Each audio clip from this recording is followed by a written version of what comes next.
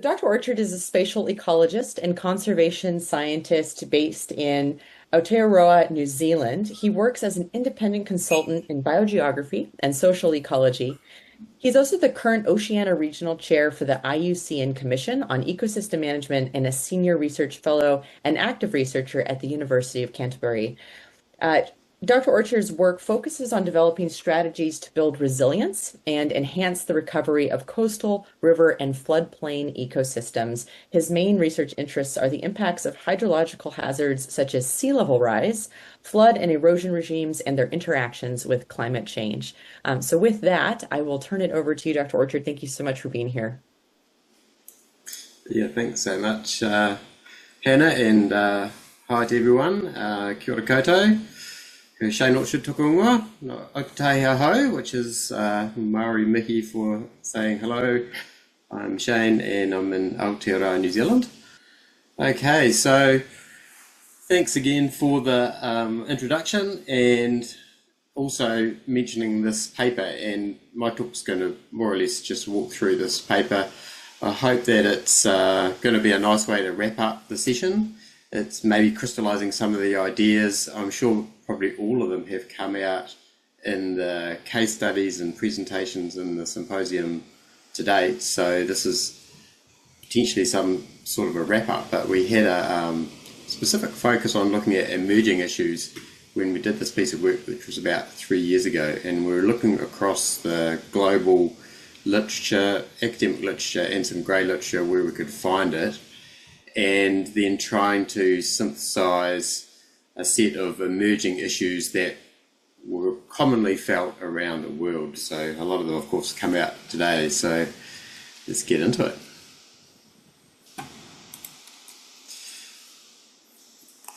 The global reviews in marine policy, as Hannah was saying, and you can get it open access there. I've got a link to the slides in this presentation if you want to follow up any of these references and this paper itself. There's a few things I'll mention that are all available open access. So the scope of this review was looking at the idea of contemporary and emerging issues. So the way we did that was constrain things to a 10-year period in the literature.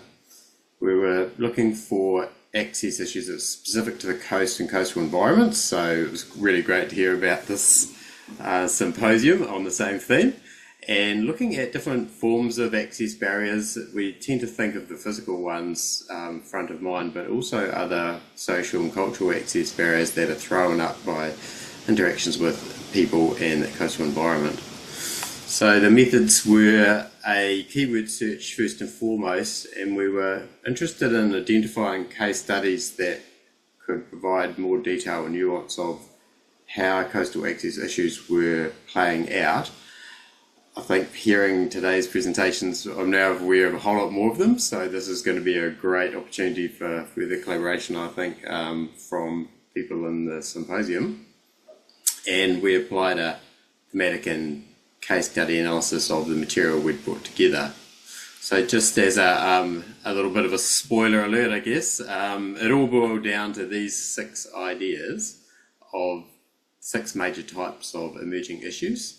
And I'm going to walk through them, and hopefully at the end of it you'll see that there's somewhat of a sequence where they are linked together in the way they can play out. So the first one I'm going to touch on is looking at the coastal development theme, and I know a lot of people have mentioned examples of this in the symposium, but the idea in particular that's this cumulative effects of sequential coastal development that is more, let's say, the emerging issue and what to do about that. One of the big dimensions of this is integrating public access with the way we manage natural hazards on the coastline. And then that naturally segues into the third issue, which is around what climate change is going to do around that, especially with rising sea levels. So we get this coastal squeeze effect on the development patterns that we need to simultaneously tackle with regards to access and coastal hazard management with climate change. And the final three are some interesting nuances that have come up in some of the talks as well in the symposium. The first one of those is looking at the idea of negative impacts that can be generated by the idea of improving access everywhere. So more access is not necessarily always better for various reasons. And the fifth one is mechanisms for recognizing the existing use value. And this can be part of the solution to some of these decision-making contexts where we need to decide what we're going to do about various trade-offs between uses. And that brings us to the final emerging issue, which has come out quite strongly in the talks I've heard around ensuring equity across all these considerations.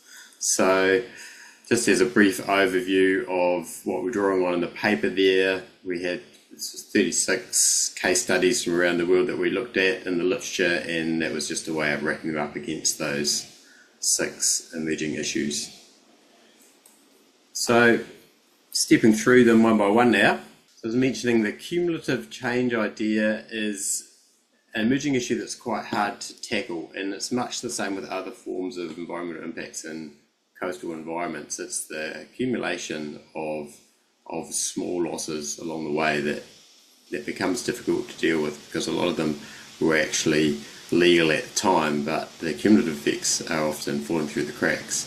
So they can arise from things such as new subdivisions, ownership changes, privatisation of beaches, both sort of legally or illegally, things like taking over parts of the public beaches sort of through covert means, and new issues such as the idea of visual access to the coast that will fit within the scope of the concept of public access to the coast by various means. And the other dimension of this, which is segueing into the other themes around these development pressures interacting with many of the other drivers of change and management challenges in the coastal environment, so they don't stand alone. The second point we looked at was around integrating public access with natural hazard management as a specific focus, because it's an obvious area of potential conflict, with most of the hazard management interventions happening along the land-sea interface for either coastal erosion or increasingly now sea level rise. They could complicate access, as an example here on the left, a seawall here in New Zealand where that high tide access now to that beach in a surf break is now literally a life-threatening proposition, through to eradicating previous access by taking up space on the beach. There's a flip side that can be positive. So a good example that we're pointing to in this paper was the surface point, and access was a sort of major plank of that, and I dare say that's been influenced a lot by the Coastal Commission work, so well done. We've seen some really good examples coming out of California due to the strength of that policy context. And this naturally segues into the coastal squeeze and sea level rise issues. They're things I'm really interested in, and following different dimensions of rising sea levels. Obviously that complicates the other 2 points immensely if we consider the predicted rates of sea level rise. There's a lot of ways this plays out around the world, though. I'm sure you had a lot of discussion already in the symposium around the subject of who owns the beaches and where's jurisdictional responsibilities, questions around what do we do with regards to climate change adaptation when seas are rising and a lot of our property boundaries and private land ownership is sitting in fixed parcels. So this leads to the coastal squeeze phenomenon, which I'm sure you're well aware of. A little diagram there from some work we did there in New Zealand on sandy beaches on the left, and an example from US Virgin Islands of a different, somewhat social dimension there, where ephemeral waterways that would be inundated on high tides and overland flow paths and flood events are being gobbled up in the development pattern of the private properties that are adjacent to them. So essentially sort of denying the that surface waterway, its expression. And with rising sea levels, we'd want those areas to be fully recognised, and they are indeed the access ways to the coast for the public in that area. So moving on to our fourth theme, it's a really thought-provoking one around the potential negative impacts of improved access. So there's a narrative, and it's a convenient one to have around more access is always better, but it's not always the case. This popped up here in Aotearoa with a few examples where we had earthquakes that caused uplift of the coastline, creating wider beaches and new forms of access. So one set of studies we did around the 2016 Kaikoura earthquake, and the image there was a situation where a large area of coastline was suddenly opened up to vehicle traffic, and the full drive enthusiasts soon caught wind of this, and the unmanaged access theme's quite strong here because that led to considerable ecological impacts on what had been otherwise a remote part of the coast. So these kinds of opening up of access is a thought-provoking emerging issue that I think we need to pay more attention to. One we see is the idea of opening up new parts of the coastline. It could be through tourism developments or just simply promotion, and if the infrastructure isn't sufficient to handle that increased traffic and attention, then you can end up with some unexpected adverse effects, let's say. So it's often a case of thinking ahead to what's going to be on the cards or has been recently enabled in the near future, or is just on the cusp of, say, becoming very popular, and developing some adaptive means to accommodate that. And that naturally segues to what I think is a very important topic, and it's also a potential solution, I think. And it's to do with recognising the existing values and the existing user groups and the ways that they have traditionally been accessing the coast, or may want to access the coast, especially where that access has been lost in the past. Potentially there are opportunities to redress past injustices and restore access that may have been lost. But at the heart of it, it requires this idea that existing use value needs to be recognised somewhere in the management mechanism. One example here we had in my local neighbourhood was a conflict between another recreational proposal, which is a cycleway, and an existing user group, which is the surfing community at a surf break. I thought I'd throw that one in there as a way to illustrate that these things are often social, not always from a different sector either. Could be different forms of recreational access competing for the same space, especially when they want to introduce infrastructure that would have an impact on other uses. And then that leads us to the sixth and final one, which is overarching concern. I think it's come out quite strongly in the symposium, which is great, and that is that we need to ensure equity across all of these other considerations. And sure, it's been highlighted already, but we do know that it's often inequitably distributed across different groups, and historically some of that access and some of those disparities have been widened. And looking forward, we do see opportunities to reduce some of them. Just trying to sum up where we got to with the paper, we did want to keep our solution focus, so we tried to think about what are the practical things we could do to make progress on these emerging issues. So potentially at the top of the list there is the idea of increasing the visibility, just that simple act of increasing the visibility of these issues in the environmental policy context, particularly in those higher level policy instruments. So the Coastal Commission in California is potentially the leading example of this, of really getting that recognition in, and even establishing a state entity with statutory powers to represent that, but that high-level concept is quite transferable to a lot of different jurisdictions, and it would have different forms. Coastal Commission is one way, but simply having it recognised in your existing policy specific to public access would be a very good start. Second on the list there is more of an operational level of increasing the attention in the likes of environmental impact assessment guidance and practice, because that's where the existing use values, the customary values, need to be recognised so that potential negative impacts from them can be factored into decision making. The third idea is the specific interaction with natural hazard management, natural disaster recovery, and longer term planning for climate change.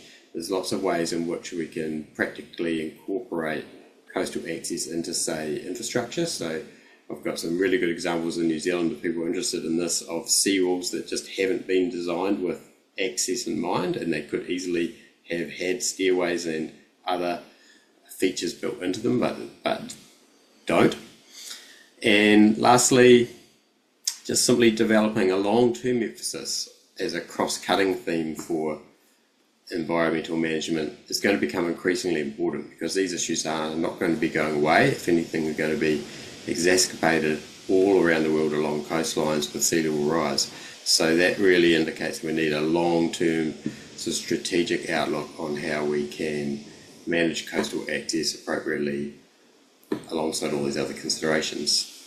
So kia ora koutou. Can you build on these ideas that we summarised in the global review? References I mentioned, they're all open access with links there from the PDF version of this, so grab those. Really good to be a part of the symposium. Thanks. Thank you so much, Shane. This was extremely interesting. When we first read this paper, we were like, oh, somebody finally wrote this paper. So it's really wonderful to meet you and your team today. Thank you for making time to be with us. So we do have some time for questions, and then we will have a few last reminders of some of the outputs, and then we'll move to a few wrapping up remarks from Patricia.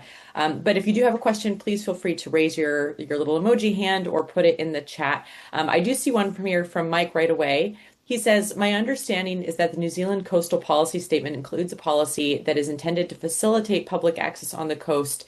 How well has that policy been integrated into local decisions? Yeah, thanks for the question. Excellent question. So yes, we do have a let's say good national policy setting under the Coastal Policy Statement.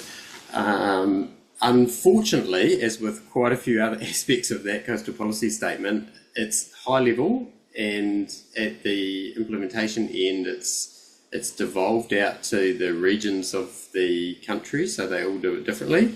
And the idea of how well it's been implemented is really hard to gauge, because there's literally no monitoring of the changes in access. So people like myself are very interested in trying to fill that gap to understand how well we're doing. So I was really interested in the inventory work. I've got a project very similar to that underway in New Zealand at the moment, but probably not in as much detail because it's more desktop. And trying to understand how it looks like out there at the moment, and then looking forward, I think setting a baseline that we can measure against to look at it again somewhere down the track as the landscape changes is going to be increasingly important. So thanks for the question, and I can't really answer it, but we do want to answer it. Thanks. Yeah, useful to also identify the questions that we still need to answer, I suppose. Yeah, thank you so much. If there's any questions, please feel free to put them in the chat. I guess I was curious, the group of co-authors that you are working with, including other folks who presented here today, how your work initially came together and where the focus from Coastal Access came from for you as somebody working in kind of the scholarly space as well as other parts of your work.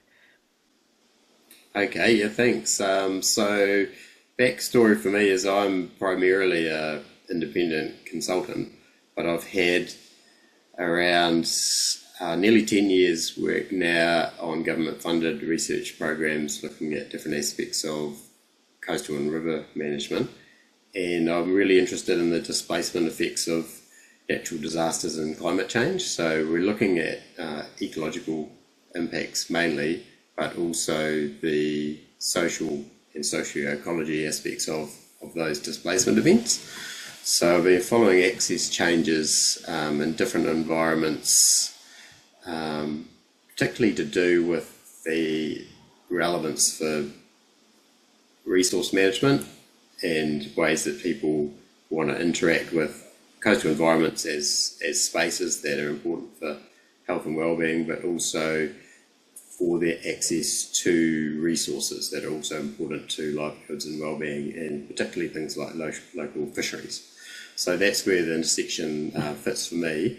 And one of the niche topics I've been researching for over a decade is the management of surf breaks as recreational resources along our coastlines, and that's where the collaboration with Jesse and Maurício come from.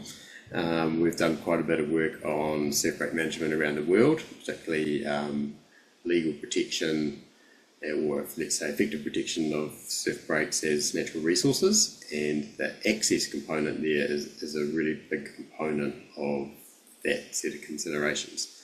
So that sort of led to this global review as on the back of another review we did on the protection of surf breaks. So that's the full backstory. The surfing through line through a lot of these cases that we've heard about today is quite interesting. Here in Nova Scotia, we also have a surfing community, very cold water surfing, but it is one of the few groups that has some sort of dedicated coastal access interest when it comes to different groups that are interested in the coastline here. So yeah, very interesting.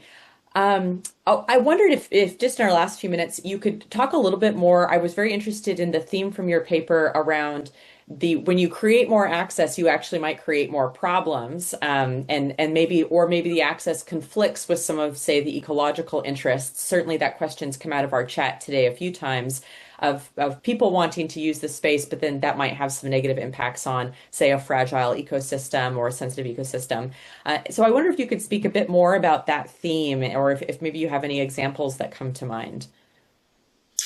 Yeah, thanks for the question. It's a really interesting theme. I personally believe it's something we should all pay more attention to.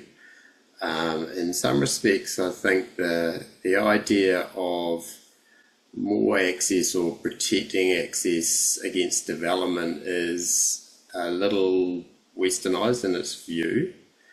It's very important in a lot of Western cultures where we've got erosion of access to beaches. But looking across the rest of the world, I've seen a lot of issues around opening up of areas due to development, and essentially it's increasing the access to that area, often by tourists coming to that area. So just from that point of view, if we look at this from a global perspective, we see that sensitive environments could be vulnerable. Existing uses and livelihoods and traditional uses could be vulnerable to all forms of user conflicts that are facilitated or precipitated by changes in access. So access is really quite a fundamental consideration for natural resource management, and that's sort of where my main starting point for this interest comes from. There have been lots of different interesting case studies of how that sort of increased access could manifest itself. So we have some really interesting physical ones here in New Zealand, where we've got improvement of access that happen to come along because of either accretion of areas, sort of gaining sand, or tectonic uplift, lifting the coast and allowing routes around barriers that used to naturally protect areas of the coastline. So I think actually when you look a bit closer, you see that there are quite a few examples of those kinds of natural improvement of access situations that we need to manage. That's, I think, a very interesting note that we can leave on. We talk a lot about sea level rise, of course. We've heard it throughout, I think, almost every talk today. But certainly there is also the new lands coming from Alaska, but perhaps also true in New Zealand, and the retreat of glaciers allowing land to rebound and become kind of new coastal areas is an interesting challenge that you don't hear about in like how do we deal with new land as they emerge. So extremely interesting. Thank you again very much for joining us, especially so early in the morning your time. It's really been a pleasure and really fun for me to meet you after reading your work. So thank you. We'll give you one last round of applause here and appreciate you again.